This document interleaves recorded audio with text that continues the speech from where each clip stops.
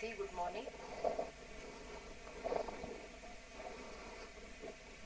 ವಿಶ್ವದ ಎಲ್ಲ ಆತ್ಮಿಕ ಸಹೋದರ ಸಹೋದರಿಯರೇ, ಸಂಪೂರ್ಣ ವಿಶ್ವದ ವಿಚಾರವನ್ನು ಮಾಡುವಂತಹ ಸಹೋದರ ಸಹೋದರಿಯರೇ, 3 ದಿನದ ಹಿಂದೆ ಒಂದು ಮೀಟಿಂಗ್ ನಡೆಯಿತು. ಅದರ ನಂತರ ದೊಡ್ಡ ಮೀಟಿಂಗು ಆಯಿತು. ಕೆಲವು ಮಾತುಗಳು ಕ್ಲಿಯರ್ ಆದವು. ಅದರ ಆಧಾರದಿಂದ ಒಂದು ಕಮಿಟಿಯನ್ನು ಮಾಡಲಾಗಿದೆ. ಅದರ ಆಧಾರದಿಂದ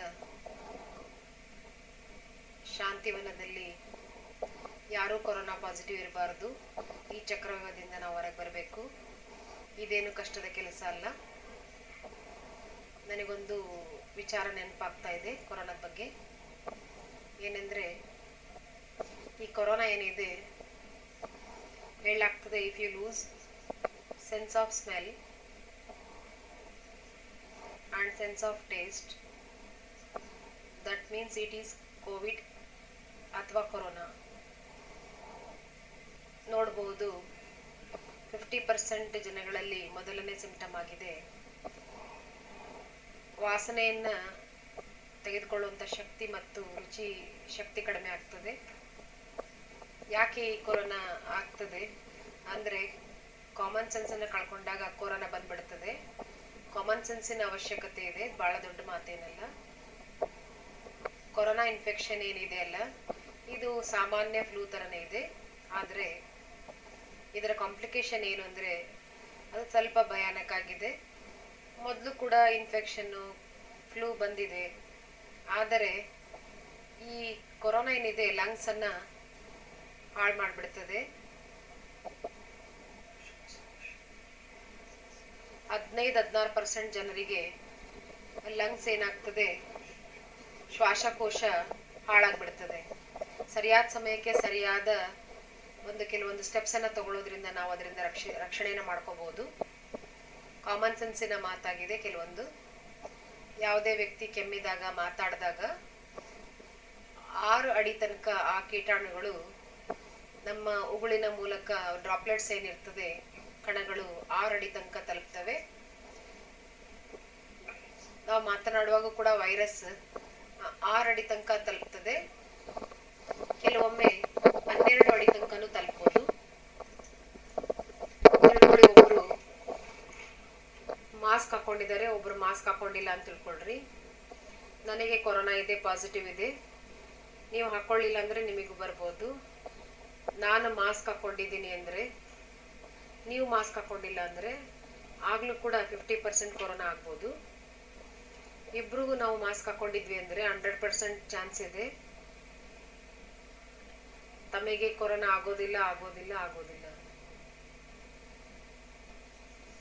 ಈ ಕಾಮನ್ ಸೆನ್ಸನ್ನು ನಾವು ಬಳಸ್ಕೋಬೇಕು. ಕೊರೋನಾ ನಮ್ಮ ಹತ್ರ ಬರೋದಿಲ್ಲ, ನಾವು ಕೊರೋನಾ ಬಳಿ ಹೋಗ್ತಾ ಇದ್ದೇವೆ. ನಿಮ್ಮಲ್ಲಿ ನನ್ನೊಂದು ರಿಕ್ವೆಸ್ಟ್ ಇದೆ. ಇದರಿಂದ ನಿಮ್ಮನ್ನು ರಕ್ಷಣೆ ಮಾಡ್ಕೊಳ್ಳಿಕ್ಕೆ 6 ತಿಂಗಳಿನಿಂದ ICMRನವರು, WHO ಏನು ರಿಸರ್ಚ್ ಮಾಡ್ತಾ ಇದ್ದಾರೆ. ನನ್ನ ಕ್ಲಾಸ್ ಫೆಲೋಸ್ ಏನಿದ್ದಾರೆ, ಇವತ್ತು ಡೀನ್ ಇದ್ದಾರೆ, ಡೈರೆಕ್ಟರ್ಸ್ ಇದ್ದಾರೆ, ಕೋವಿಡ್ ಹಾಸ್ಪಿಟಲ್ಗಳನ್ನು ನಡೆಸ್ತಿದ್ದಾರೆ. RML ಹಾಸ್ಪಿಟಲ್, ಏಮ್ಸ್, ಅದನ್ನೆಲ್ಲ ಅವ್ರು ನೋಡ್ಕೊಳ್ತಾ ಇದ್ದಾರೆ, ಇನ್ಚಾರ್ಜ್ ಇದ್ದಾರೆ. ಅವರು ಎಲ್ಲ ಕೊರೋನಾ ಪೇಷಂಟನ್ನು ನೋಡ್ಕೊಳ್ತಿದ್ದಾರೆ. ಇದೇನಿದೆ, ನಾನು ಕೂಡ ಇಲ್ಲಿ ಟ್ರೀಟ್ಮೆಂಟ್ ಕೊಡ್ತಾ ಇದ್ದೇನೆ. 100% ಸಕ್ಸಸ್ಫುಲ್ ಇದೆ. ಸಮಯಕ್ಕನುಸಾರವಾಗಿ ನಾವು ಕೇರ್ ಮಾಡಿದಾಗ. ನೋಡ್ರಿ, ನನ್ನ ಬಳಿ ಒಂದು N95 ಮಾಸ್ಕ್ ಇದೆ. ನಮ್ಮ ಹತ್ರ N95 ಮಾಸ್ಕ್ ಇರಬೇಕು ಅಂತ ಇಲ್ಲ. ಅದನ್ನು ಹೇಗೆ ಧರಿಸ್ಕೊಳ್ತೀವಿ ಅಂದರೆ, ಈ ರೀತಿ ಭಾಳಷ್ಟು ಜನ ಮಾಸ್ಕನ್ನು ಧರಿಸ್ತಾರೆ. ಇದರಿಂದ ನಿಮಗೇನು ಸೇಫ್ಟಿ ಇರೋದಿಲ್ಲ. ಮಾಸ್ಕನ್ನು ಈ ರೀತಿ ಧರಿಸ್ಕೋಬೇಕು. ಆ ಕವರ್ ಆದಮೇಲೆ ಅದನ್ನ ಸ್ವಲ್ಪ ಏನು ಮಾಡ್ಕೋಬೇಕು, ಮೂಗಿನ ಹತ್ರ ಅದನ್ನು ಅದುಮ್ಕೋಬೇಕು. ಅಲ್ಲಿ ಐರನ್ನಿಂದು, ಸ್ಟೀಲಿಂದೊಂದು, ಪ್ಲಾಸ್ಟಿಕ್ಕಿಂದು ಏನು ಸ್ಟ್ರಿಂಗ್ ಇರ್ತದೆ, ಅದನ್ನು ನಾವು ಅಲ್ಲಿ ಪ್ರೆಸ್ ಮಾಡ್ಕೋಬೇಕು. ಮಾತಾಡೋದಿದ್ರೂ ಕೂಡ ತಾವು ಮಾಸ್ಕ್ ಧರಿಸ್ಕೊಂಡೇ ಮಾತಾಡಬೇಕು.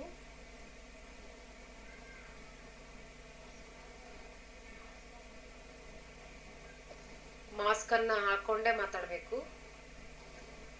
ಊಟ ಮಾಡುವಾಗ ಗಮನ ಇಟ್ಕೊಳ್ರಿ, ಯಾವುದೇ ವ್ಯಕ್ತಿ ನಮ್ಮ ಎದುರುಗಡೆಗೆ ಇರಬಾರ್ದು. ಅದನ್ನು ತೆರೆದು ಊಟ ಮಾಡ್ತೇವಲ್ವಾ, ಆಗ ಎದುರುಗಡೆಗೆ ಒಬ್ರು ಊಟ ಮಾಡ್ತಿದ್ರೆ 2 ಅಡಿ 3 ಅಡಿ ದೂರದಲ್ಲಿ ಅವ್ರು ಕುತ್ಕೊಂಡಿದ್ರೆ ನಿಮ್ಮ ಇನ್ಫೆಕ್ಷನ್ ಅವರಿಗೆ ತಲುಪ್ತದೆ. ಅವ್ರಿಗೆ ಏನಾದರೂ ಇನ್ಫೆಕ್ಷನ್ ಇದ್ರೆ ನಿಮಗೆ ಬರ್ತದೆ, ನಿಮಗಿದ್ರೆ ಅವರಿಗೆ ತಲುಪ್ತದೆ. ಯಾವ ರೀತಿ ಜಗದೀಶ್ ಬಾಯಿಜಿ ಅವ್ರು ಮಾಡ್ತಿದ್ರು, ಕೇಶವ್ ಬಾಯಿಜಿ ಅವರ ಡೈನಿಂಗ್ ಹಾಲಿಗೆ ಹೋಗಿ ಅವರು ಗೋಡೆ ಕಡೆಗೆ ತಿರ್ಕೊಂಡು ಊಟ ಮಾಡ್ತಿದ್ರಲ್ವಾ.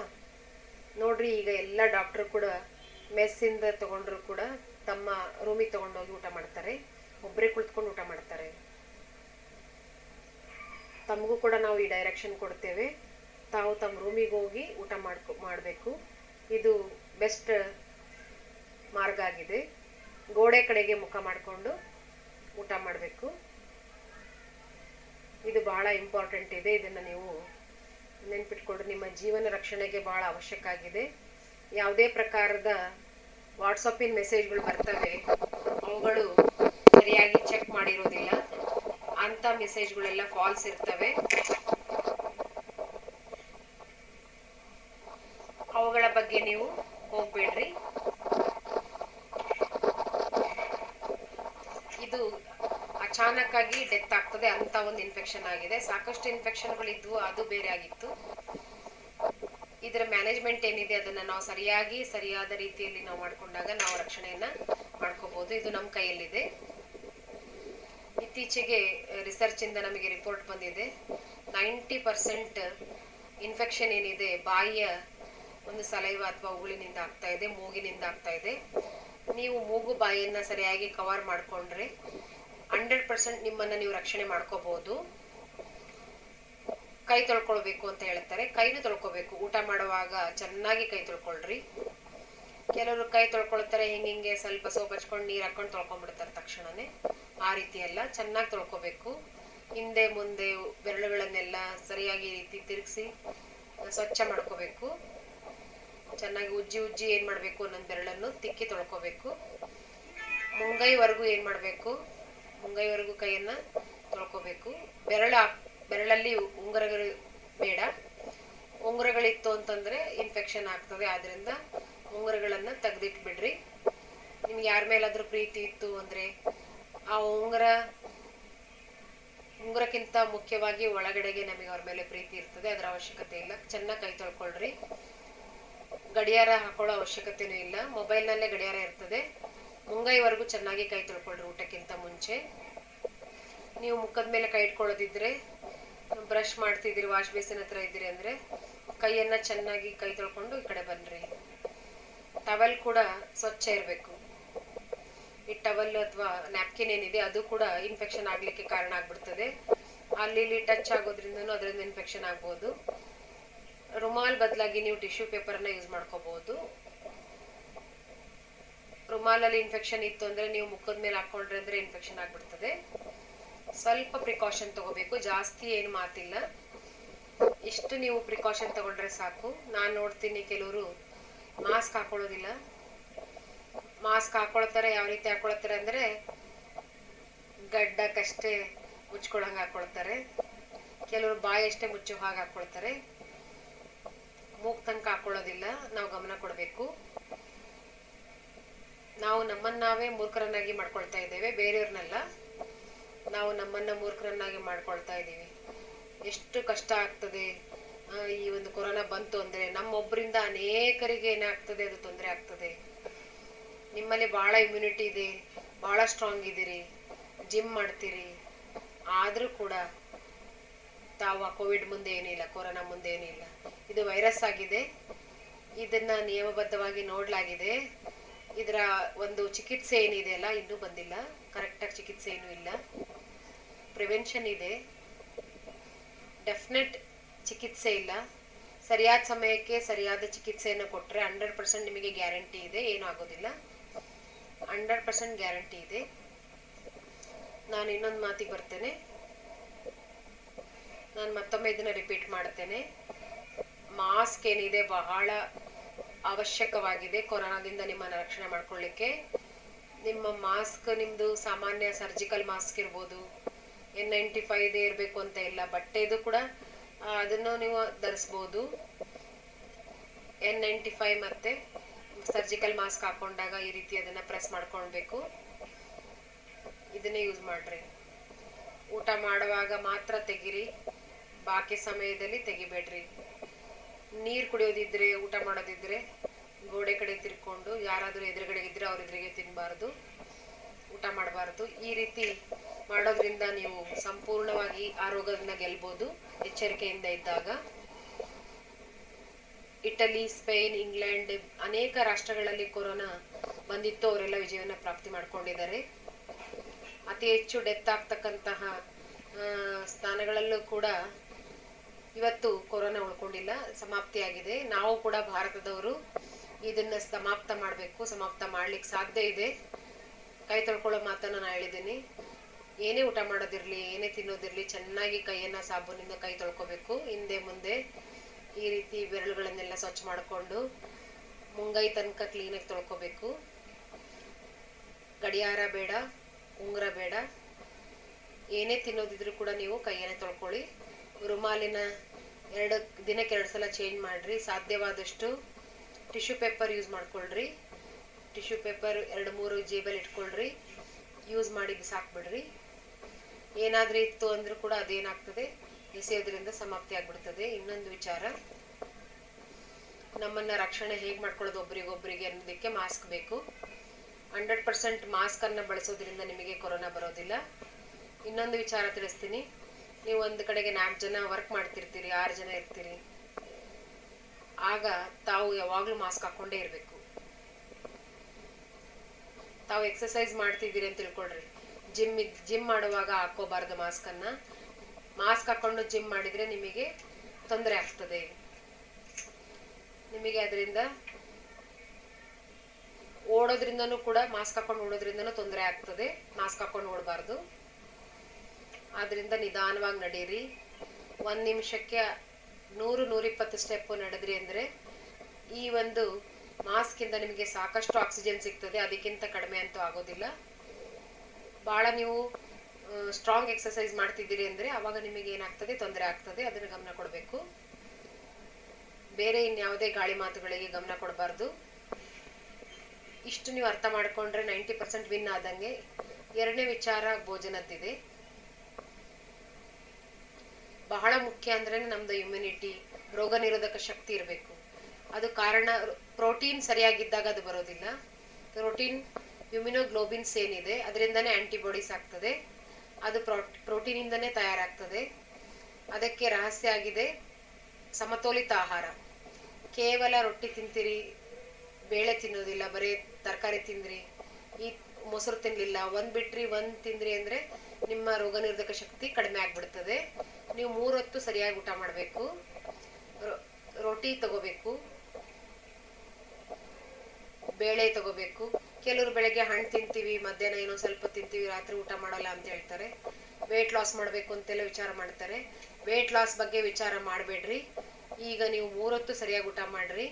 ಪ್ರೋಟೀನ್ ಇರೋ ಊಟ ಮಾಡಬೇಕು. 1 ಹೊತ್ತಂತೂ ಬೇಳೆ ಇರಬೇಕು, 1 ಹೊತ್ತು ಮೊಸರು ಇರಬೇಕು. ಮೊಸರು ಮತ್ತು ಹಾಲಿನಲ್ಲಿ ಕಂಪ್ಲೀಟ್ ಪ್ರೋಟೀನ್ ಇರ್ತದೆ, ಆದರೆ ದಾಲಲ್ಲಿ ಸಂಪೂರ್ಣ ಪ್ರೋಟೀನ್ ಇರೋದಿಲ್ಲ. ಬೇಳೆ ರೊಟ್ಟಿ 2 ಸೇರಿ ಏನಾಗ್ತದೆ, ಸಂಪೂರ್ಣ ಪ್ರೋಟೀನ್ ಆಗ್ತದೆ. ಆದರೆ ಹಾಲು ಮೊಸರಿನಲ್ಲಿ ಸಂಪೂರ್ಣ ಪ್ರೋಟೀನ್ ಇರ್ತದೆ. ನೀವು ಬರೀ ಬೇಳೆ ತಗೊಂಡು ನೀವು ರೊಟ್ಟಿ ತಗೊಳ್ಳಿಲ್ಲ ಅಂದ್ರೂ ಕೂಡ ಅಲ್ಲಿ ಏನಾಗೋದಿಲ್ಲ, ಪ್ರೋಟೀನ್ ಅಬ್ಸರ್ವ್ ಆಗೋದಿಲ್ಲ. ಬರೀ ರೊಟ್ಟಿ ತಗೊಂಡು ದಾಲ್ ತಗೊಳ್ಳಿಲ್ಲ ಅಂದ್ರೂ ಅಬ್ಸರ್ವ್ ಆಗೋದಿಲ್ಲ. ಅದಕ್ಕೆ ಭೋಜನದ ವಿಚಾರದಲ್ಲಿ ನೀವು ಸರಿಯಾಗಿರಬೇಕು. ಪ್ರತಿನಿತ್ಯ ನಿಂಬು ಯೂಸ್ ಮಾಡ್ರಿ. ನಿಂಬೆ ಹಣ್ಣನ್ನ ಏನು ಮಾಡ್ಬೇಕು, ನೀವು ಬಳಸಬೇಕು. ಗೋಧಿ ಮತ್ತು ಕಡಲೆ, ಗೋಧಿ ಮತ್ತು ಬೇಳೆ, ಅದಕ್ಕೆ ಹೇಳಲಾಗ್ತದೆ ದಾಲ್ ರೊಟ್ಟಿ ಅಥವಾ ಬೇಳೆ ರೊಟ್ಟಿ ತಿನ್ಬೇಕು ಅಂತ ಹೇಳ್ತಾರೆ. ಪ್ರಮುಖ ಗುಣಗಾವ್ ಅಂತ ಹೇಳ್ತಾರೆ. ನಿಮ್ಮ ಒಂದು ಇಮ್ಯುನಿಟಿಯನ್ನ ಸರಿಯಾಗಿಡ್ತದೆ. ಆದ್ರಿಂದ ಬೇಳೆ ಮತ್ತು ರೊಟ್ಟಿ ತಗೋಬೇಕು. 6.5 ಏನಿರಬೇಕು, ನಿಮ್ಮ ಪ್ರೋಟೀನ್ ಇರಬೇಕು. ಅದಕ್ಕಿಂತ ಕಡಿಮೆ ಇದ್ರೆ ನಿಮ್ಮ ರೋಗ ನಿರೋಧಕ ಶಕ್ತಿ ಕಡಿಮೆ ಇರ್ತದೆ. ಆಗ ಯಾವುದೇ ಕಾಯಿಲೆನೂ ನಿಮಗೆ ಬರ್ಬೋದು. ಇನ್ಫೆಕ್ಷನ್ ಬೇಗ ಆಗ್ತದೆ. ನಿಮಗೆ ಇನ್ಫೆಕ್ಷನ್ ಎಲ್ಲಿಂದನಾದರೂ ಬಂದು ಅಂಟ್ಕೊಂಡ್ಬಿಡ್ತದೆ. ಇನ್ನೊಂದು ವಿಚಾರ ನಾನು ನಿಮಗೆ ಹೇಳಬೇಕು. ನಮಗೇನು ಇಷ್ಟೆಲ್ಲ ಕೇಸಸ್ ಸಿಕ್ಕಿದಾವೆ ಈಗ. ಡೆಲ್ಲಿನಲ್ಲಿ 3 ತಿಂಗಳ ಹಿಂದೆ ಸರ್ವೆ ಮಾಡಲಾಗಿತ್ತು. ಆ ಸರ್ವೆನಲ್ಲಿ ಗೊತ್ತಾಯಿತು 100ಕ್ಕೆ 40% ಜನಗಳಿಗೆ ಏನಿದೆ ಇನ್ಫೆಕ್ಷನ್ ಆಗಿದೆ ಅಂತ. ಈ ಸಂಖ್ಯೆ ಏನೇ ಸಿಕ್ಕಿದೆ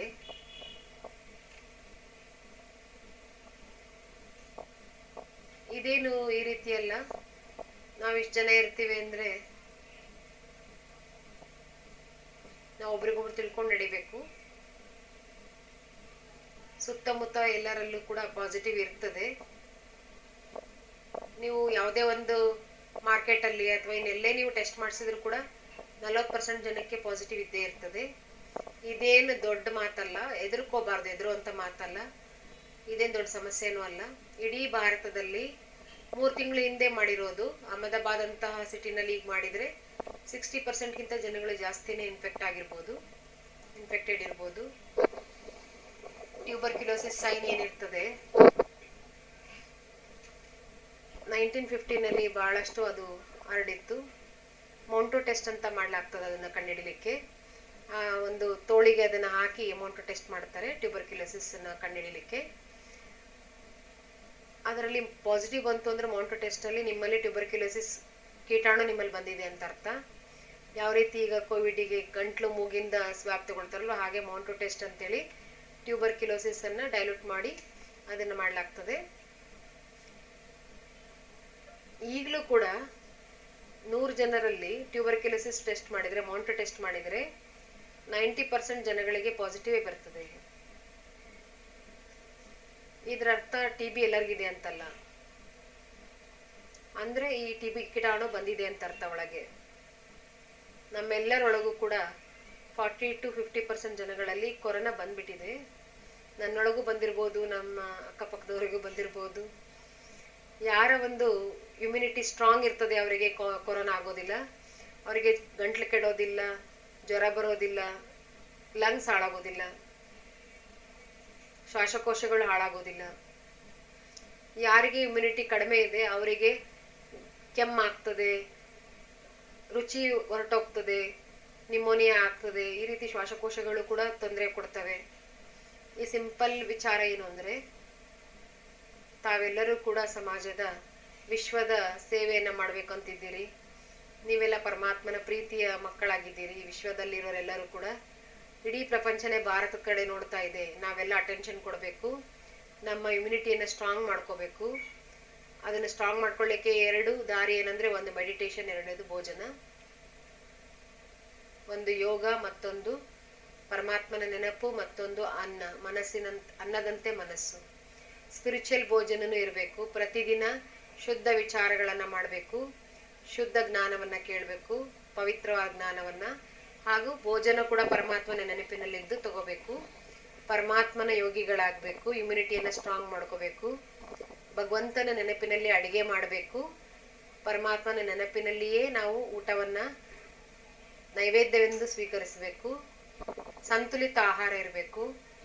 ಪ್ರೂವ್ ಆಗಿದೆ, ನಿಂಬು ಅಥವಾ ನಿಂಬೆಹಣ್ಣು ಏನಿದೆ, ಒಂದು ವಿಟಮಿನ್ ಗುಳಿಗೆಯಷ್ಟು ಅದರಲ್ಲಿ ಇರ್ತದೆ. ಅದು 4 ಗಂಟೆ ಮಾತ್ರ ಅದರದ್ದು ಪ್ರಭಾವ ಇರ್ತದೆ. ಇನ್ನು 20 ಗಂಟೆ ಏನಾಗ್ತದೆ, ನಮ್ಮ ಬಾಡಿಯಲ್ಲಿ ವಿಟಮಿನ್ ಸಿ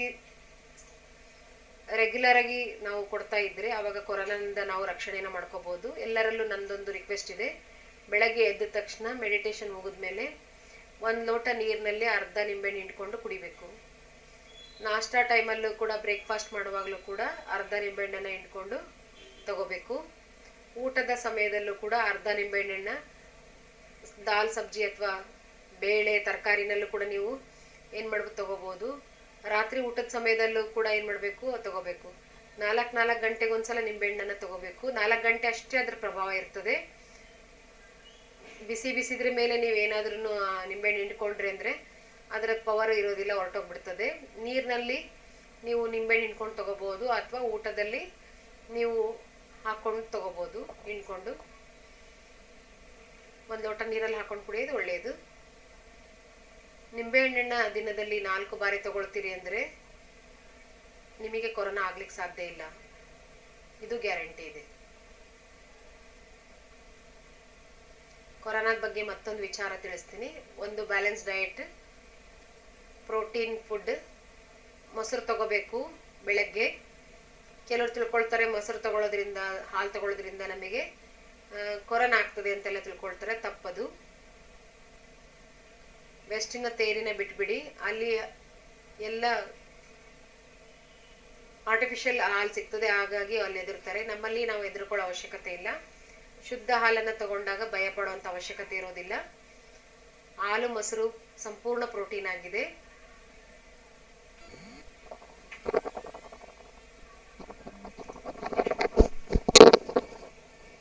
ನಿಮ್ಮ ಎಲ್ಲರಿಗೂ ರಿಕ್ವೆಸ್ಟ್ ಇದೆ, ನೀವೆಲ್ಲರೂ ಕೂಡ ಹಾಲು ಮೊಸರನ್ನ ತಗೋಬೇಕು. ಮಲಗಲಿಕ್ಕಿನ ಮುಂಚೆ ಬ್ರಷ್ ಮಾಡಬೇಕು. ನೀವು ಆವಿ ತಗೊಳ್ಳೋದೇನಿದೆ ಎಲ್ಲರಿಗೂ ರಿಕ್ವೆಸ್ಟ್ ಇದೆ. ಆವಿ ತಗೊಳ್ಳೋದ್ರಲ್ಲಿ ಏನು ತೊಂದರೆ ಇಲ್ಲ. ನೀವೆಲ್ಲರೂ ಕೂಡ 2 ಬಾರಿ ಬೆಳಗ್ಗೆ ಒಮ್ಮೆ ಬ್ರಷ್ ಮಾಡಿದ ನಂತರ, ಕೆಲವರು ಬ್ರಷ್ ಮಾಡ್ದೇನೆ ಆವಿ ತಗೊಂಡ್ಬಿಡ್ತಾರೆ. ಆ ರೀತಿ ಮಾಡಬಾರ್ದು. ಮೊದಲು ಬ್ರಷ್ ಮಾಡ್ರಿ. ಉಪ್ಪಿನ ನೀರನ್ನ ನೀವು ಬಾಯಿ ಮುಕ್ಕಳಿಸ್ಬೇಕು.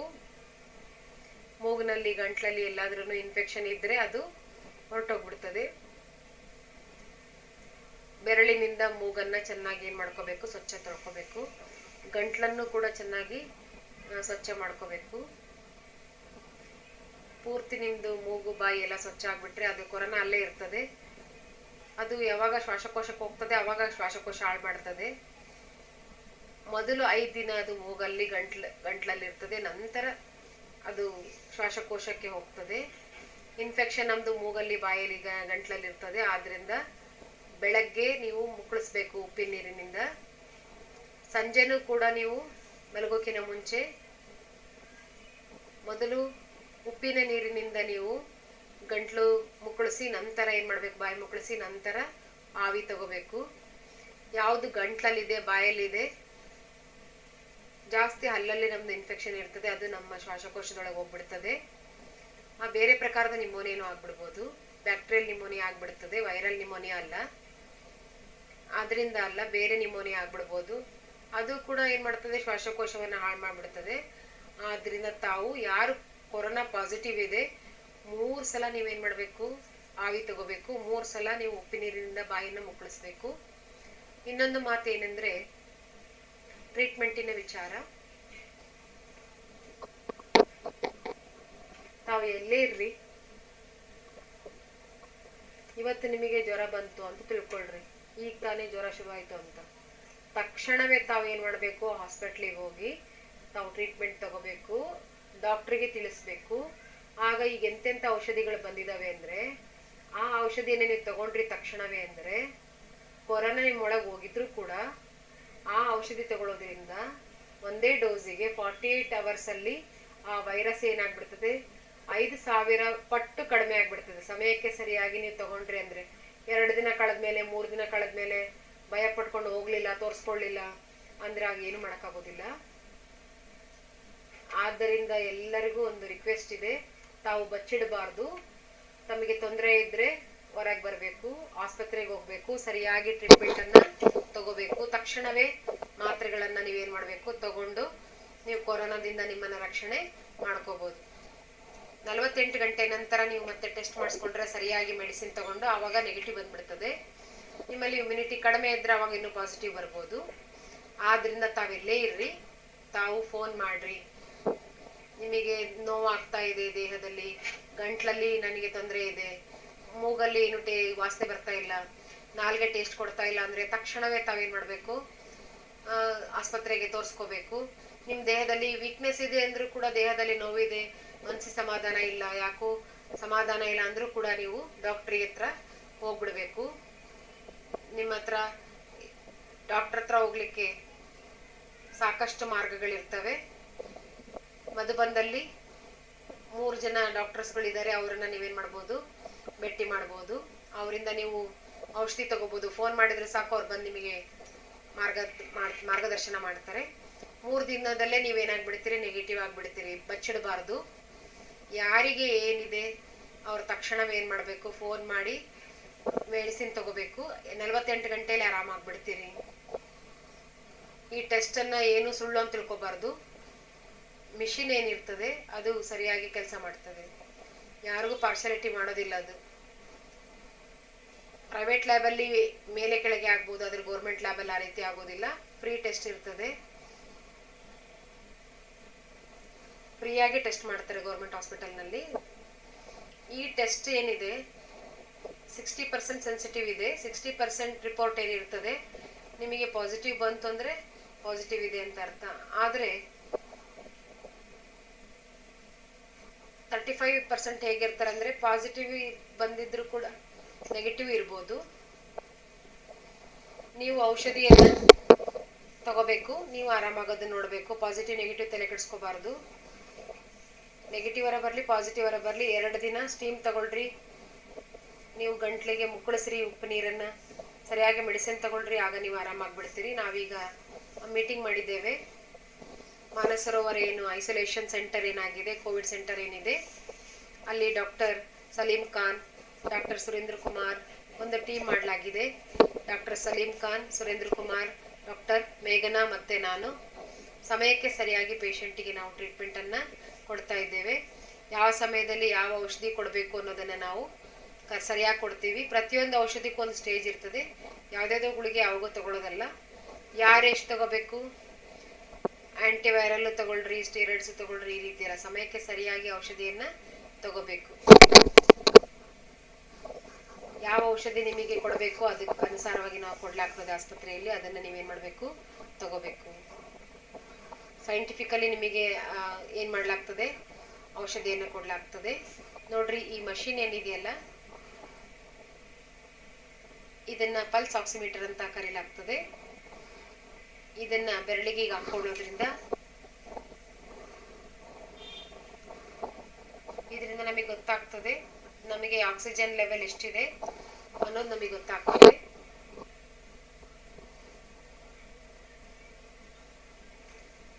ಮತ್ತೆ ಹಾರ್ಟ್ ರೇಟ್ ಎಷ್ಟಿದೆ ಅಂತ ಗೊತ್ತಾಗ್ತದೆ. ನಮ್ದು ಆಕ್ಸಿಜನ್ ಲೆವೆಲ್ 94%ಗಿಂತ ಹೆಚ್ಚಿತ್ತು ಅಂದರೆ ನಮಗೆ ಶ್ವಾಸಕೋಶಕ್ಕೆ ಯಾವುದೇ ತೊಂದರೆ ಇಲ್ಲ, ಅಥವಾ ಶ್ವಾಸಕೋಶದವರೆಗೂ ಅವು ಇನ್ನೂ ಬಂದಿಲ್ಲ ವೈರಸ್ ಅಂತ ಅರ್ಥ.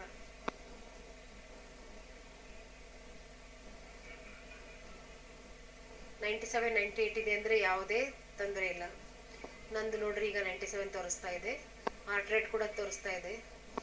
ತಮ್ಮದು ಹಾರ್ಟ್ ರೇಟ್ ಸರಿಯಾಗಿತ್ತು ಅಂದರೆ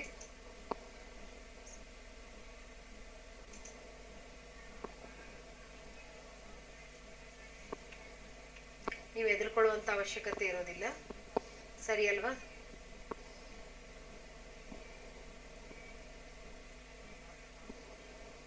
ಇದು ಮಾನಸರೋವರದಲ್ಲೂ ಕೂಡ ಇದೆ. ಈ ಫೆಸಿಲಿಟಿಯನ್ನು ಮಾಡಲಾಗಿದೆ. ಮಾನಸರೋವರದಲ್ಲಿ ಇದು ವ್ಯವಸ್ಥಿತ ಇದೆ. ಒಂದು ರೂಮಲ್ಲಿ ಇದನ್ನು ಚೆಕ್ ಮಾಡ್ತಾ ಇದ್ದಾರೆ. ಇದಕ್ಕೆ ನಾವು ಇನ್ನೂ ಆರ್ಡರ್ ಮಾಡಿದ್ದೇವೆ, ಸಾಕಷ್ಟು ಇದ್ದವನ್ನೆಲ್ಲ ಕೊಟ್ಟಿದ್ದೇವೆ. ಅವರೆಲ್ದಿ ಹಾಸ್ಪಿಟಲ್ನಲ್ಲಿ 24 ಗಂಟೆನೂ ಕೂಡ ವ್ಯವಸ್ಥೆ ಇದೆ.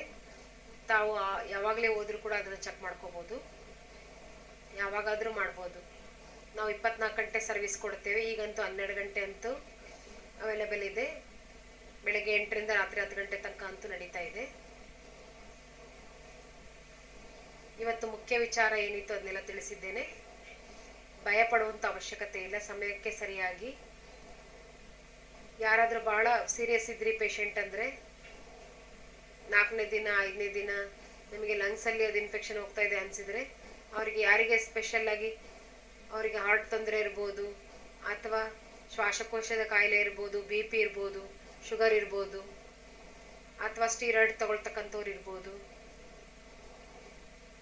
ಇನ್ನು ಬೇರೆ ರೀತಿಯಂತಹ ಔಷಧಿಯನ್ನು ತಗೊಳ್ತಾ ಇದ್ದರೆ, ಸೋರಿಯಾಸಿಸ್ ಪೇಷಂಟ್ ಇರ್ತಾರೆ, ಅವರು ಅನೇಕ ಪ್ರಕಾರದ ಔಷಧಿಯನ್ನು ತಗೊಳ್ತಿರ್ತಾರೆ. ಅಂಥ ಸಹೋದರ ಸಹೋದರರಿಗೆ ಜಾಸ್ತಿ ಕೊರೋನಾ ಆಗ್ಬಿಡ್ತು ಅಂದ್ರೆ 60 ವರ್ಷಕ್ಕಿಂತ ಹೆಚ್ಚಿತ್ತು ಅಂದರೆ ಇಂಥ ಕಾಯಿಲೆ ಇರೋದ್ರಿಂದ ಅವರಿಗೆ CT ಸ್ಕ್ಯಾನ್ ಮಾಡಿಸ್ತಾ ಇದ್ದೇವೆ. 35, 40, 30 ವರ್ಷ ಇದ್ರೂ ಕೂಡ ನಿಮಗೆ ಉಸಿರಾಟದಲ್ಲಿ ತೊಂದರೆ ಇದ್ರೆ CT ಸ್ಕ್ಯಾನ್ ಮಾಡಿಸ್ಕೊಳ್ರಿ. ಯಾರೇ ಇರ್ಬೋದು. ಕಡಿಮೆ ವಯಸ್ಸಿನವರಿದ್ದರೂ ಕೂಡ ನಿಮಗೆ ಶ್ವಾಸಕೋಶದಲ್ಲಿ ಉಸಿರಾಟದ ತೊಂದರೆ ಇತ್ತು ಅಂದರೆ ಮೊದಲು CT ಸ್ಕ್ಯಾನ್ ಮಾಡಿಸ್ಕೋಬೇಕು. ಹೆದರ್ಕೋಬಾರ್ದು, ಭಯ ಪಡಬಾರ್ದು. ಡಾಕ್ಟರ್ಸ್ ಟೀಮ್ ಏನಿದೆ ನಿಮ್ಮ ಜೊತೆಗಿದ್ದಾರೆ. ಮ್ಯಾನೇಜ್ಮೆಂಟ್ ಕಮಿಟಿಯವರು ಕೂಡ ನಿಮ್ಮೊಂದಿಗಿದ್ದಾರೆ.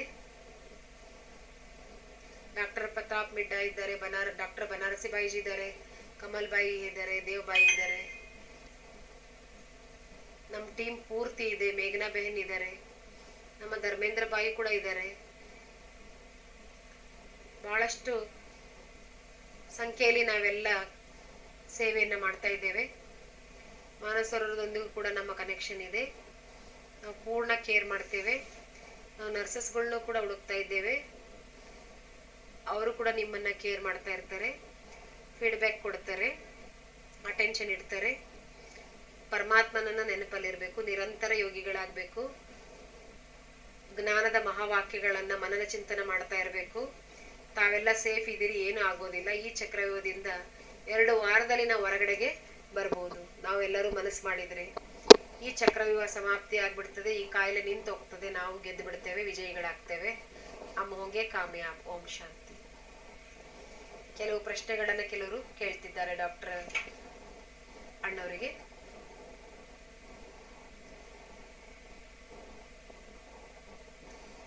ತಾವು ತಮ್ಮನ್ನ ಅನ್ಮ್ಯೂಟ್ ಮಾಡ್ಕೊಂಡು ನಿಮ್ಮ ಪ್ರಶ್ನೆಯನ್ನ ಕೇಳ್ರಿ. ಒಬ್ರು ಒಂದೇ ಪ್ರಶ್ನೆ ಕೇಳ್ರಿ, ಎಲ್ಲರೂ ಒಟ್ಟಿಗೆ ಕೇಳ್ಬೇಡಿ. ಕೈ ಎತ್ತಿ ಕೇಳ್ರಿ ಪ್ರಶ್ನೆನ.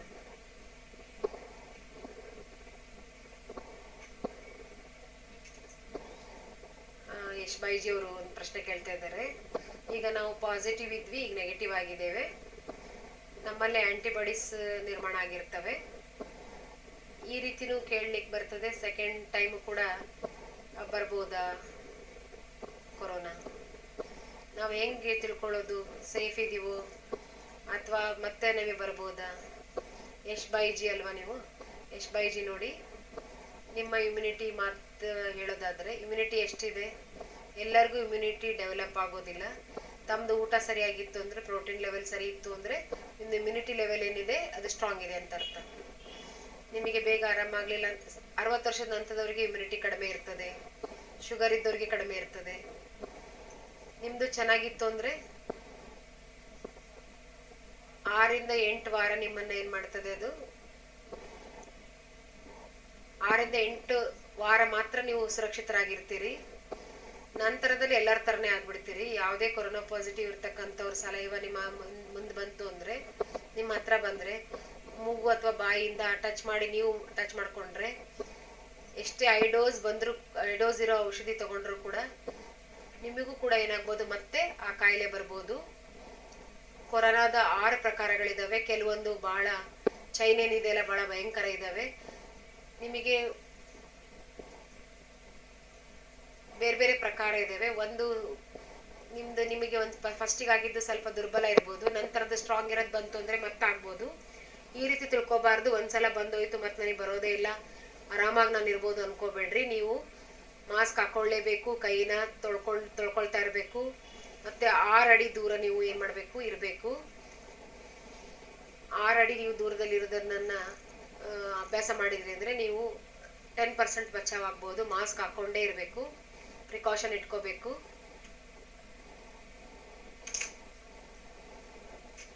ಈಗ ನಿಮ್ಗೆ ಅರ್ಥ ಆಯ್ತಲ್ವಾ ಯಶ್ ಬಾಯಿಜಿ ಅವರೇ? 2ನೇ ಪ್ರಶ್ನೆ ಏನು ಅಂದ್ರೆ, ನಿನ್ನೆ ಸಾಕಷ್ಟು ಜನರಿಗೆ ನೆಗೆಟಿವ್ ಬಂದಿದೆ. ನಮ್ದು ಕ್ವಾರಂಟೈನ್ ಎಷ್ಟು ದಿನ ಇರಬೇಕು? ಯಾವತ್ತಿಂದ ನಿಮ್ದು ನೆಗೆಟಿವ್ ಬಂದಿದೆ ಅಲ್ಲಿಂದ ನೀವು 7 ದಿನ ನೀವು ಕ್ವಾರಂಟೈನ್ ಇರಬೇಕು. ಆದರೆ ಈ ಇನ್ಫೆಕ್ಷನ್ ಇದೆಯಲ್ಲ 28 ದಿನಗಳವರೆಗೂ ಇರ್ತದೆ. 95% ನೆಗೆಟಿವ್ ಅಂದಮೇಲೆ ವೈರಸ್ ಇರೋದಿಲ್ಲ, ಇನ್ಫೆಕ್ಷನ್ ಕಡಿಮೆ ಆಗಿರ್ತದೆ. 28 ದಿನದವರೆಗೂ ಇನ್ಫೆಕ್ಷನ್ ಆಗ್ಬೋದು. ಅದಕ್ಕೆ ಸ್ವಲ್ಪ ಪ್ರಿಕಾಷನ್ ಇಟ್ಕೋಬೇಕು, ಗಮನ ಇಟ್ಕೋಬೇಕು. ಇನ್ನು 7 ದಿನ ಅಂತೂ ನೀವು ಕ್ವಾರಂಟೈನ್ ಇರಲೇಬೇಕು ನೆಗೆಟಿವ್ ಬಂದ ನಂತರ. ಅದರ ನಂತರ ಮತ್ತೆ 15 ದಿನ ನೀವು ಬಹಳ ಗಮನ ಇಟ್ಕೋಬೇಕು. ಇನ್ನೊಂದು ಮಾತು ನಾನು ಎಲ್ಲರಿಗೂ ಹೇಳಲಿಕ್ಕೆ ಇಷ್ಟಪಡ್ತೇನೆ, ಎಲ್ಲ ಸಹೋದರ ಸಹೋದರಿಯರು, ನಮ್ಮ ಮಸಲ್ಸ್ ಏನಿರ್ತಾವಲ್ಲ ಕೆಲವೊಂದು, ಅದರಲ್ಲೂ ಭುಜದ ಮಸಲ್ಸ್ ಏನಿದೆ ಅವುಗಳ ಎಕ್ಸಸೈಸು, ಮತ್ತೆ ಕೈಗಳಿಂದ ಈ ಶ್ವಾಸಕೋಶದ ಎಕ್ಸಸೈಸ್ ಏನಿದೆ ಅದನ್ನು ಮಾಡಬೇಕು. ಮತ್ತೆ ಆಳವಾಗಿ ಉಸಿರು ತಗೊಳ್ಳುವಂಥ ಒಂದು ಎಕ್ಸಸೈಸ್ ಮಾಡಬೇಕು. ಬಲೂನ್ನ ಹಾಗೆ ಏನು ಮಾಡಬೇಕು, ಹೊಟ್ಟೆಯನ್ನು ಉಬ್ಬಿಸ್ಕೊಳ್ಳೋದು, ಫುಲ್ ನಿಧಾನವಾಗಿ ಮತ್ತೆ ಪೂರ್ತಿ ಖಾಲಿ ಮಾಡಬೇಕು ಹೊಟ್ಟೆಯನ್ನು. ಈ ರೀತಿ ಆಳವಾಗಿ ಉಸಿರು ತಗೊಳ್ಳೋದು, ಹೊರಗೆ ಬಿಡೋದು, ಈ ರೀತಿ ಆಳವಾಗಿ ಆವಾಗ ಉಸಿರು ತಗೊಳ್ಳೋದು, ಮತ್ತೆ ಹೊರಗಡೆ ಬಿಡೋದು. ಈ ರೀತಿ 5 ಸಲ ಒಳಗಡೆಗೆ ಉಸಿರು ತಗೊಂಡು 5 ಸಲ ಹೊರಗೆ ಬಿಡೋದು ಎಲ್ಲರೂ ಮಾಡಬೇಕು. ದಿನದಲ್ಲಿ 3-4 ಬಾರಿ ಮಾಡಬೇಕು. ಯಾರು ಪಾಸಿಟಿವ್ ಇದ್ದೀರಿ ಅವರು ಗಂಟೆಗೂ ಮಾಡಬೇಕು. ಮಲಗುವಾಗ ಎಲ್ಲರೂ ಉಲ್ಟಾ ಮಲಗಬೇಕು. ನಾರ್ಮಲ್ ಇದ್ರೂ ಕೂಡ ಅವರು ಉಲ್ಟಾ ಮಲಗಬೇಕು.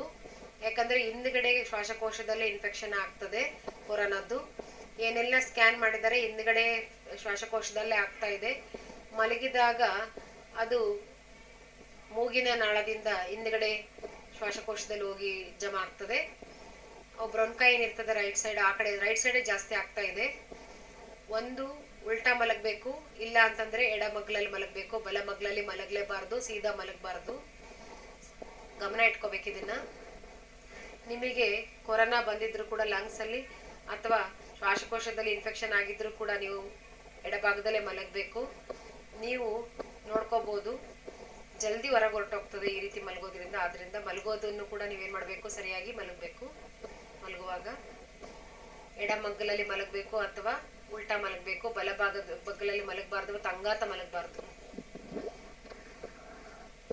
ನಾವು ಹೊರಗಡೆಯಿಂದ ಕೆಲವು ಸಾಮಾನು ತರ್ತೀವಲ್ವಾ, ಆ ಸಾಮಾನುಗಳು ನಮ್ಮ ಮನೆಯಲ್ಲಿ ಬಂದಾಗ ಅಥವಾ ರೂಮಿಗೆ ಬಂದಾಗ ಎಷ್ಟು ಸಮಯ ಅವುಗಳಲ್ಲಿ ವೈರಸ್ ಇರ್ತದೆ ಅಥವಾ ಅದರಿಂದ ಎಷ್ಟು ಸಮಯದ ನಂತರ ಕೊರೋನಾ ಹೊರಟೋಗ್ತದೆ, ಅದು ಹೇಗ ಅಥವಾ ಅದು ಹರಡುವಂತ ಚಾನ್ಸಸ್ ಏನಿದೆ. ನಿಮ್ಮ ಮನೆ ಬಾಗಿಲು ಕಿಟಕಿಗಳನ್ನೆಲ್ಲ ತೆಗಿಬೇಕು. ಅಲ್ಲಿ ಬಿಸಿಲು ಗಾಳಿ ಎಲ್ಲ ಆಡ್ತಾ ಇರಬೇಕು. ಆ ಸ್ವಲ್ಪ ಏನಾಗ್ತದೆ, ಅದರಲ್ಲಿ ಇರ್ತಕ್ಕಂಥ ವೈರಸ್ಗಳೆಲ್ಲ ಹೊರಟೋಗ್ತದೆ. ಬಹಳ ಒಳ್ಳೇದು ಬಿಸಿಲು ಗಾಳಿ ಬಂದ್ರೆ.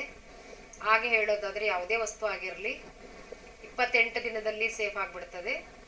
ಯಾವುದೇ ಒಂದು ಕೀಟಾಣು 28 ದಿನಗಳ ನಂತರ ಇರೋದಿಲ್ಲ. ಫ್ರಿಜ್ಜಲ್ಲಿ 28 ದಿನಗಳವರೆಗೆ ಇರ್ತದೆ. ನಾರ್ಮಲ್ ಆಗಿ ಹೊರಗಡೆ ಆದ್ರೆ 3 ದಿನದಲ್ಲೇ ಏನಾಗ್ತದೆ, ಸಮಾಪ್ತಿ ಆಗ್ಬಿಡ್ತದೆ. ಎಲ್ಲಿ ತನಕ ಅದಕ್ಕೆ ರಕ್ತ ಸಿಗೋದಿಲ್ಲ, ಸೆಲ್ ಸಿಗೋದಿಲ್ಲ, ಆ ವೈರಸ್ ತಾನೇ ಸತ್ತೋಗ್ಬಿಡ್ತದೆ ಎಲ್ಲೇ ಇದ್ರೂ ಕೂಡ. ಅದಕ್ಕೆ ಮನುಷ್ಯನ ಕನೆಕ್ಷನ್ ಅಲ್ಲಿ ಬಂದ್ರೆ ಮಾತ್ರ ಅದು ಬದುಕುಳಿತದೆ. ಫ್ರಿಜ್ ನಲ್ಲಿ ಮಾತ್ರ ಒಂದು ತರಕಾರಿ ತಗೊಂಡಿರಿ, ಸೊಪ್ಪು ತಗೊಂಡಿರಿ, ಹಣ್ಣು ತಗೊಂಡಿರಿ ಅಂದ್ರೆ ಫ್ರಿಜ್ ಅಲ್ಲಿ ಅದರ ಕೊರೋನಾ ವೈರಸ್ ಇತ್ತು ಅಂದ್ರೆ ಅದನ್ನ ಇಟ್ಬಿಟ್ರಿ ಅಂದ್ರೆ 28 ದಿನ ಅದು ಬದುಕಿರ್ತದೆ. ಅದನ್ನ ಬಿಸಿಲಲ್ಲಿ ಇಟ್ಟು ಓಪನ್ ಅಲ್ಲಿ ಇಟ್ಬಿಟ್ಟು ನಂತರ ಚೆನ್ನಾಗಿ ತೊಳೆದು ಬಟ್ಟೆಯಿಂದ ಒರೆಸ್ಬಿಟ್ಟು ಫ್ರಿಜ್ ಅಲ್ಲಿ ಇಡಬೇಕು. ಇದು ಒಳ್ಳೆಯ ಒಂದು ರೀತಿಯಾಗಿದೆ. ಇತ್ತೀಚೆಗೆ ಜನಗಳಲ್ಲಿ ಇದೊಂದು ಅಭ್ಯಾಸ ಆಗ್ಬಿಟ್ಟಿದೆ. ಹೊರಗಡೆಯಿಂದ ತಂದು ಸೀದಾ ಫ್ರಿಜ್ ಅಲ್ಲಿ ಇಟ್ಬಿಡ್ತಾರೆ ತೊಳೆದೇ ಮಾಡದೆ. 28 ದಿನ ತನಕ ಅದ್ರಲ್ಲಿ ಕೊರೋನಾ ಇರ್ತದೆ. ಅದರಿಂದನೂ ಕೊರೋನಾ ಆಗ್ಬೋದು. ಅದಕ್ಕೆ ಪ್ರಿಕಾಷನ್ ಇದಾಗಿದೆ.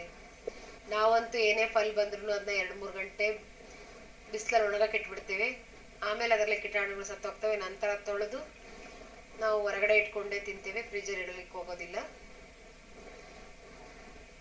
ಥ್ಯಾಂಕ್ ಯು ಅಣ್ಣೋರೆ. ಮತ್ತೆ ಯಾರಾದ್ರೂ ಪ್ರಶ್ನೆ ಕೇಳೋರಿದ್ದೀರಾ? ಪ್ಲೀಸ್ ಕೇಳಿ.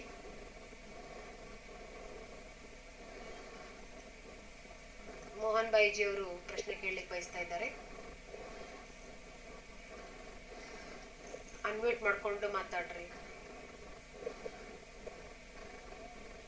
ಕೇಳಿಸ್ತಾ ಇದೆನಾ? ನಾನೇನ್ ಕೇಳ್ತಿದ್ದೀನಿ ಅಂದ್ರೆ,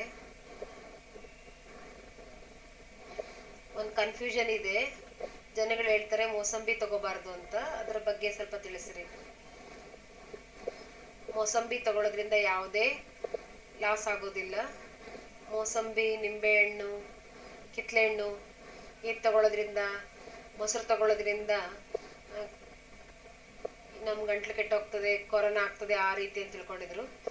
ಹುಳಿ ಇದೆ ಅಂದ ತಕ್ಷಣ ಅದು ಏನಾಗೋದಿಲ್ಲ. ವಿಟಮಿನ್ ಸಿ ಇರ್ತದೆ ಅದರಲ್ಲಿ. ಮಲ್ಟಿ ವಿಟಮಿನ್ ಟ್ಯಾಬ್ಲೆಟ್ಸ್ ಏನಿದೆ ಅಲ್ಲ ಆ ಕೆಲಸ ಮಾಡುತ್ತೆ. ಜಿಂಕ್ ಏನಿದೆ ಅದು ಬಹಳ ಅವಶ್ಯಕ ಇದೆ. ಇಂಡಿಯಾ ಫ್ಲೆಕ್ಸ್ ಅಂತ ಒಂದು ಗುಳಿಗೆ ಬರ್ತದೆ. ಕಂಪನಿ ಅಡ್ವರ್ಟೈಸ್ಮೆಂಟ್ ಅಲ್ಲ. 60% ಅದರಲ್ಲಿ ಜಿಂಕ್ ಇದೆ, ಎಲ್ಲ ವಿಟಮಿನ್ಸ್ ಇದೆ. ಯಾರಿಗೆ ಕೊರೋನಾ ಇದೆ, ಆಗ್ಬಿಟ್ಟಿದೆ, ಪಾಸಿಟಿವ್ ಇದ್ದಾರೆ, ಅವರು 3 ದಿನ ವಿಟಮಿನ್ ಡಿ ಇದು ಗುಳಿಗೆ ಬರ್ತದೆ. 66,000 ಯೂನಿಟ್ ಬರ್ತದೆ ಗುಳಿಗೆ. ಆ ಗುಳಿಗೆಯನ್ನ 3 ದಿನ ಊಟ ತಿಂಡಿ ಆದ ನಂತರ ನೀರು ಅಥವಾ ಹಾಲಿನ ಜೊತೆ ತಗೋಬೇಕು. ಆ ಸ್ಯಾಶೆಯನ್ನ 3 ದಿನ ತಗೋಬೇಕು. ಯಾರಿಗಾದ್ರೂ ವಿಟಮಿನ್ ಡಿ ಇದ್ರೆ ಅದು ಖತರ್ನಾಕ್ ಆಗ್ಬಿಡ್ತದೆ, ಭಯಾನಕ ಆಗ್ಬಿಡ್ತದೆ ಕೊರೋನಾ. ಆದ್ರಿಂದ ಡಿ ವಿಟಮಿನ್ ನಮ್ಮ ದೇಹದಲ್ಲಿ ಬಹಳ ಅವಶ್ಯಕವಾಗಿದೆ. 3 ದಿನ ವಿಟಮಿನ್ ಡಿ ಅನ್ನ ಕೊಡಲಾಗ್ತದೆ. ಅದಕ್ಕೆ ಹೇಳ್ತಾರೆ ಅರ್ಧ ಗಂಟೆ ಬಿಸಿಲಲ್ಲಿ ಕುತ್ಕೊಳ್ರಿ ಅಂತ. ಬಿಸಿಲಲ್ಲಿ ಕುತ್ಕೊಳ್ರಿ ಅಂದ್ರೆ ಬಿಸಿಲು ಒಂದೊಂದ್ಸಲ ಇರ್ತದೆ, ಇರೋದಿಲ್ಲ, ಹೇಗೆ ಕುತ್ಕೊಳ್ಳೋದು? ವಿಟಮಿನ್ ಡಿ ಅಂತ ನೀವು ತಗೋಬೋದಲ್ವಾ? 3 ದಿನ ನೀವು ವಿಟಮಿನ್ ಡಿ ಗುಳಿಗೆ ತಗೊಂಡ್ರಿ ಅಂದ್ರೆ ಯಾರಿಗೆ ಕೊರೋನಾ ಇನ್ನೂ ಇಲ್ಲ ಅವರು 60,000 ಯೂನಿಟಿಂದು ಒಂದು ಶೇಷೆ ತಗೊಂಡು ವಾರಕ್ಕೊಂದ್ಸಲ ತಗೊಳ್ತಾ ಇರಬೇಕು. ಯಾರಿಗೆ 60 ವರ್ಷಕ್ಕಿಂತ ಜಾಸ್ತಿ ಇದೆ, ಡಯಾಬಿಟೀಸ್, BP ಇರ್ತಕ್ಕಂಥವ್ರು ಖಂಡಿತ ತಗೋಬೇಕು ಅದನ್ನ. ಅವಾಗ ನೀವು ಅದರಿಂದ ರಕ್ಷಣೆಯನ್ನ ಮಾಡ್ಕೋಬಹುದು. ಇದು ಸ್ಟ್ಯಾಂಡರ್ಡ್ ಇದೆ. Multi vitamin, vitamin C, zinc, vitamin D, ಈ 3 ಪ್ರೊಟೆಕ್ಟಿವ್ ಆಗಿದ್ದಾವೆ. ಇಂಡಿಯಾ ಫ್ಲೆಕ್ಸ್ ಅಲ್ಲಿ ಎಲ್ಲವೂ ಕೂಡ ಇದರಲ್ಲಿ ಅಡಗಿದೆ. ನಿಂಬು ಕೂಡ ತಗೋಬಹುದು. ಕ್ಯಾಲ್ಸಿಯಂ ಟ್ಯಾಬ್ಲೆಟ್ಸ್ ಕೂಡ B3 ಟ್ಯಾಬ್ಲೆಟ್ಸ್ ಇದೆ, ಅದನ್ನು ಕೂಡ ತಗೋಬಹುದು. ಆಗ ನಿಮ್ಮ ಇಮ್ಯುನಿಟಿ ಆಟೋಮೆಟಿಕಲಿ ಸ್ಟ್ರಾಂಗ್ ಆಗಿಬಿಡ್ತದೆ. ಇಂಡಿಯಾ ಫ್ಲೆಕ್ಸ್ ಏನಿದೆ ನಿಮಗೆ ಇಲ್ಲೇ ಅವೈಲೇಬಲ್ ಇದೆ, ತಗೋಬಹುದು.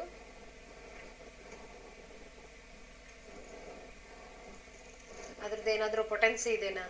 ಅದ್ರದ್ದೇನು ಪೊಟೆನ್ಸಿ ಇಲ್ಲ, ಒಂದು ಗುಳಿಗೆ ತಗೋಬಹುದು.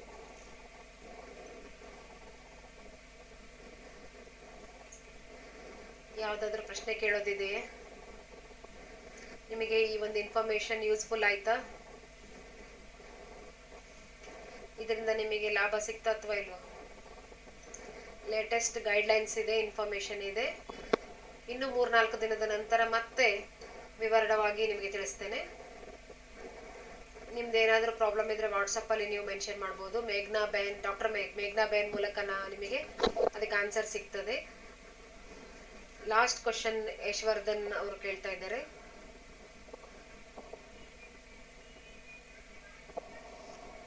ನೀವೇನು ಹೇಳಿದ್ರಿ, ಅವ್ರದ್ದು ಫೋನ್ ನಂಬರ್ ವಾಟ್ಸಪ್ ಇದೆನಾ ಅಂತ ಕೇಳ್ತಿದ್ದಾರೆ. ಅದೆಲ್ಲ ಇದೆ, ವಾಟ್ಸಪ್ ಗ್ರೂಪ್ ಇದೆ, ಅದರಲ್ಲಿ ಕಳಿಸ್ಬೋದು ನೀವು. ಅಲ್ಲಿ ತಮ್ಮ ಪ್ರಶ್ನೆಯನ್ನು ನೀವು ಕಳಿಸ್ಬೋದು. ನಾನು ಡೈರೆಕ್ಟಾಗಿ ಆನ್ಸರ್ ಮಾಡೋದಿಲ್ಲ, ಡಾಕ್ಟರ್ ಮೇಘ್ನಾ ಬೇನ್ ಮೂಲಕ ನಾನು ತಿಳಿಸ್ಕೊಡ್ತೇನೆ. ಕೊನೆ ಪ್ರಶ್ನೆ ಇದೆ. ಈಗ ಎಲ್ಲರಿಗೂ ಕೆಲವರಿಗೆ ಸ್ವಲ್ಪ ಉಸಿರಾಟ ತೊಂದರೆ ಇದ್ದವ್ರು ಇದ್ದಾರಲ್ವಾ, ಕೆಲವರಿಗೆ ನಾಲ್ಗೆ ರುಚಿ ಹೊರಟೋಗಿರ್ತದೆ, ವಾಸನೆ ತಗೊಳ್ಲಿಕ್ಕೆ ಆಗ್ತಿರೋದಿಲ್ಲ, ವಾಸನೆ ಕಂಡುಹಿಡಿಲಿಕ್ಕೆ ಆಗ್ತಿರಲ್ಲ, ಅದು ವಾಪಸ್ ಬರ್ತದ ಅಥವಾ ಸದಾ ಕಾಲಕ್ಕೆ ಹೊರಟೋಗ್ಬಿಡ್ತದ. ಅದು ಪರ್ಮನೆಂಟ್ ಡ್ಯಾಮೇಜ್ ಯಾವತ್ತೂ ಆಗೋದಿಲ್ಲ. ಸಾಮಾನ್ಯವಾಗಿ ಟೇಸ್ಟಿಂದು ಪ್ರಾಬ್ಲಮ್ ಏನಿದೆ 10 ದಿನದಲ್ಲಿ ಸರಿ ಹೋಗ್ತದೆ. ಸ್ಮೆಲ್ ವಾಪಸ್ ನೀವು ತಗೊಳ್ಳೋದು ಶುರು ಆಗ್ತದೆ. ಇಮ್ಯುನಿಟಿ ಕಡಿಮೆ ಇದ್ರೆ ಸ್ವಲ್ಪ ಜಾಸ್ತಿ ಟೈಮ್ ಆಗ್ಬೋದು. ಭಾಳ ಇಂಪಾರ್ಟೆಂಟ್ ಅಂದರೆ ರೋಗ ನಿರೋಧಕ ಶಕ್ತಿ. ನಿಮಗೆ 2 ವಸ್ತುಗಳಿಂದ ನಿಮಗೆ ಸಿಗ್ತದೆ ರೋಗ ನಿರೋಧಕ ಶಕ್ತಿ. ಒಂದು ಆತ್ಮನನ್ನ ನೀವು ಅನುಭವ ಮಾಡ್ತಾ ಜ್ಯೋತಿರ್ಬಿಂದು ಅನುಭವ ಮಾಡಿ ಪರಮಾತ್ಮನ ನೆನಪು ಮಾಡಬೇಕು. ಈ ಕಾಯಿಲೆ ಬಂದಿರೋದೇ ನಮ್ಮನ್ನ ಪರಮಾತ್ಮ ನೆನಪು ಹೆಚ್ಚು ಮಾಡಲಿ ಅಂತೇಳಿ. ನಿಮ್ಮ ಊಟ ಸಮತೋಲಿತ ಆಗಿರಬೇಕು. ಪರಮಾತ್ಮ ನೆನಪಿನಲ್ಲಿ ಊಟ ಮಾಡಬೇಕು. ಯಾವುದೇ ಮಾತಾಡಬಾರ್ದು, ವ್ಯರ್ಥ ಮಾತಿರಬಾರ್ದು, TV ನೋಡಬಾರ್ದು. ಭಗವಂತನನ್ನ ನೆನಪು ಮಾಡ್ತಾ ಊಟ ಮಾಡಬೇಕು.